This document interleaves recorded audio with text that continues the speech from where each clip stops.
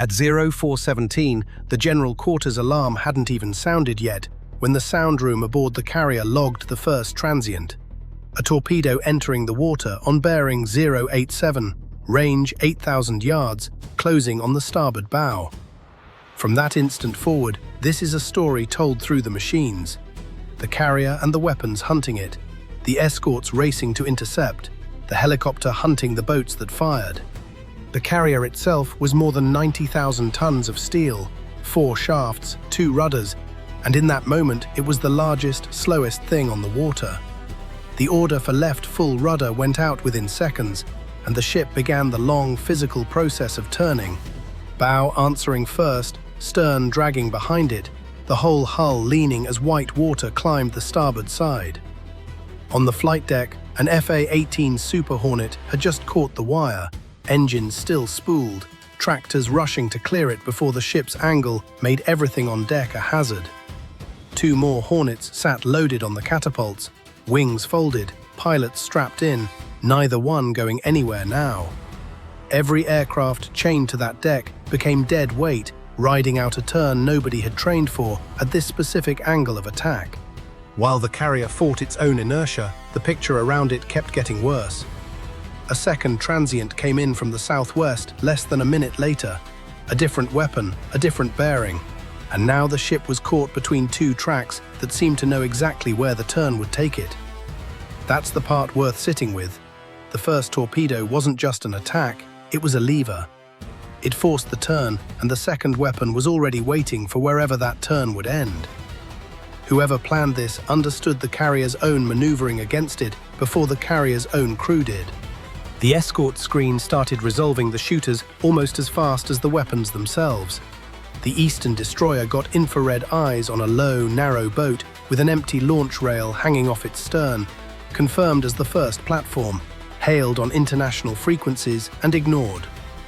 A second contact was found riding the blind side of a northbound commercial tanker, matching its speed, using the bigger hull as a screen.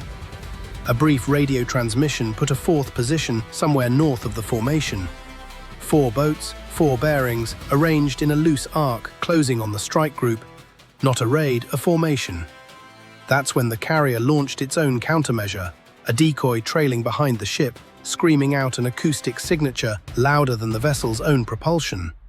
The first torpedo bent toward it for 3 full seconds, then corrected and came straight back. The captain didn't flinch, continue the turn. But every degree gained against the eastern threat opened the stern further to the weapon inbound from the southwest. 6 minutes to impact and closing, aimed squarely at the propulsion spaces. At 0422, the carrier put its ready helicopter in the air, an MH-60R Seahawk, rotors already turning before the order finished, lifting off a deck still canted from the turn. It carried surface search radar, infrared optics, and sonobuoys, and its whole purpose in the next several minutes was to find the shooters before the shooters found another angle.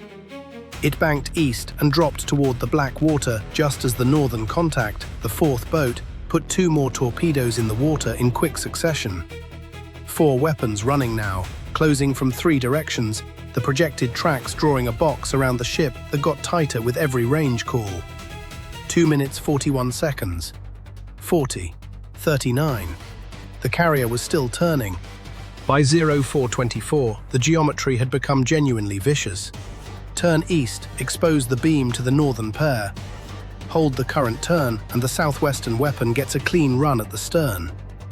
There was no clean lane left, only a sequence of worse and less worse options, and the tactical team called it exactly what it was.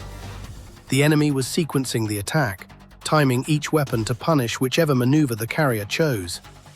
The Eastern destroyer peeled off to close on the first boat directly, briefly thinning the carrier's own screen to do it. The kind of trade-off that probably feels familiar to anyone who's ever had to choose between covering one exposed flank or another with not quite enough people to do both. The Seahawk found the 3rd boat riding the tanker's shadow, caught its heat signature on infrared, and once it transmitted the coordinates, that boat broke off and ran. Meanwhile, the Eastern torpedo kept closing on the carrier, 5,000 yards, then less, forcing another 5 degrees of rudder, More lean into the turn, more strain on the tie-downs, holding jets to a deck that kept shifting under them. A second decoy went into the water at 0426. This one paired with a device from the cruiser a few hundred yards off the starboard side. The torpedo wavered toward the cruiser's decoy for 2 seconds, then reacquired the carrier at 3,000 yards. No order came to slow down. Cutting power would have killed any chance of clearing the intercept point, even though holding speed kept the ship loud and easy to track. At the same time, the Seahawk's sonobuoys picked up one of the northern torpedoes diving beneath the thermal layer, hunting colder water where the decoys would carry less acoustic weight. Not the shortest path to the target, but the smartest one. The eastern torpedo closed through 2,000 yards, then crossed behind the carrier's turning point and vanished into its own wake's acoustic clutter. Nobody in the Combat Information Center knew if it had lost the scent until the water answered the question itself. A detonation off the starboard quarter, a wall of seawater collapsing across the parked aircraft, a shockwave that rattled through the hull below the waterline. Lights flickered, a radar dropped offline, a weapons elevator froze between decks. But no penetration, and 3 torpedoes were still running, so nobody in that compartment had time to process what had just happened to their own ship. The first Iranian boat reversed course and came back in at 0431. The eastern destroyer's 5-inch gun tracked it, fired a warning shot across the bow, and when the boat turned toward the tanker, instead of stopping, the next round found the engine spaces directly. Speed fell to nothing. That boat was out of the fight. The Seahawk handed the cruiser a firing solution on the 4th boat moments later, and a second controlled shot dropped its speed from better than 30 knots to under 10.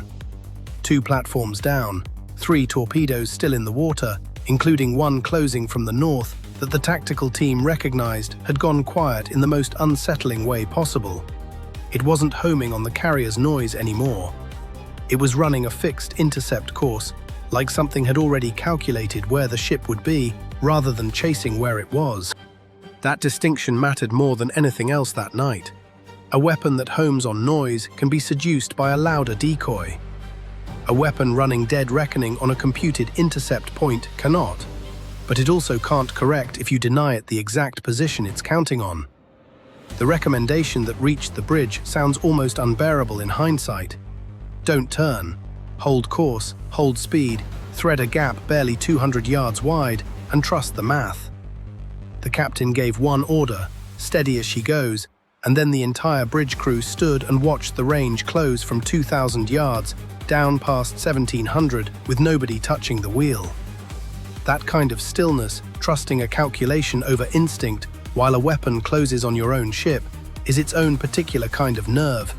The sort of decision people will probably argue about for years, whether holding steady was courage or recklessness dressed up as math. It worked.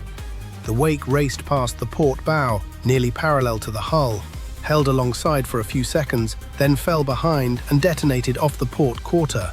Another concussion through the hull, more flickering lights. Another damage control report confirming no penetration.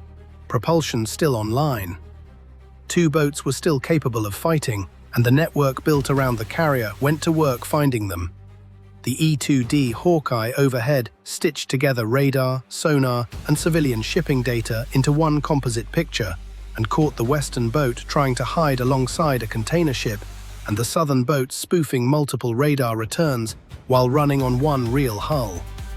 2 Super Hornets launched off the forward catapults, still operational despite the damage, not to strike blindly into crowded water, but to force the boats into the open. 1 Hornet flushed the western boat out from beside the container ship, and the eastern destroyer's gun found its steering gear on the second round. Boat 3 disabled. The 4th boat went dark entirely, engines off, transmitter silent, drifting on its own wake until it vanished into sea clutter. The Seahawk found its residual heat signature at low altitude and discovered it wasn't hiding, it was working. A cable running off the stern into the water, actively steering something already submerged. A slow-moving underwater contact, heading not toward the carrier's current position, but toward where the carrier would be several minutes later. A prepared intercept, not a chase. The carrier turned toward that contact rather than away from it, and the whole formation reoriented around the decision. Electronic warfare from the cruiser and a distant support aircraft buried the control frequency in noise. The boat answered by boosting its own transmission power, which was the mistake that gave its position away completely. One round from the southern destroyer's 5-inch gun took out the antenna array without touching the hull, and the guidance link died. The last object under Iranian control went silent and drifted off course, circling south, no longer a threat to anything. For a few minutes it looked finished, 4 boats disabled, 1 submerged, contact drifting harmlessly away. 25 minutes of continuous attack with no active weapon left in the water. Then a sonobuoy dropped behind the carrier's own stern, picked up a motor starting cold, weak at first, then building fast. This one hadn't been fired by any of the 4 boats. It had been sitting silent on the seafloor since before the attack even began, waiting for the ship to be maneuvered, turn by turn, torpedo by torpedo, into exactly this position. Bearing 184, range 2,200 yards, closing on the stern. Only the nearest destroyer had any chance of doing something about it, and what it did was almost pure sacrifice by design. Cross behind the carrier's wake, out-accelerate the bigger ship's own noise signature, and pull the weapon onto itself. It worked in stages, a first decoy ignored, a second closing range from 1,700 yards down to 1,300 as the torpedo shifted its lock from carrier to escort, and finally one deliberate surge to maximum power to build the loudest possible signature before cutting all engines and hauling hard over, leaving a decoy behind to carry the sound forward alone. The torpedo followed the ghost. It detonated behind the destroyer's stern at a safe distance, water towering over the aft mast, consoles flickering, a steering sensor faulting and recovering, and the ship stayed under control. 90 seconds of silence followed before sonar confirmed it. No remaining torpedo contacts. 6 weapons fired in 38 minutes. 1 carrier still afloat, still capable of full flight operations. Damage limited to a few compartments and a jammed elevator. Every boat that fired those weapons was left dead in the water or drifting without power, watched by a helicopter that never lost the thread connecting one contact to the next. What made the difference wasn't any single ship or any single decision. It was that 4 separate weapons, fired from 4 separate angles by a shooter who understood exactly how a carrier turns and where a decoy will and won't work, still ran into a formation that shared everything it saw in real time. The Hawkeye's radar, the Seahawk's infrared, the destroyer's guns, the cruiser's jamming, all of it fed into the same picture at the same moment. Whoever built this ambush spent it assuming they were fighting one target. They were fighting a network that happened to be shaped like one ship, and by the time the sun came up, that was the difference that mattered most.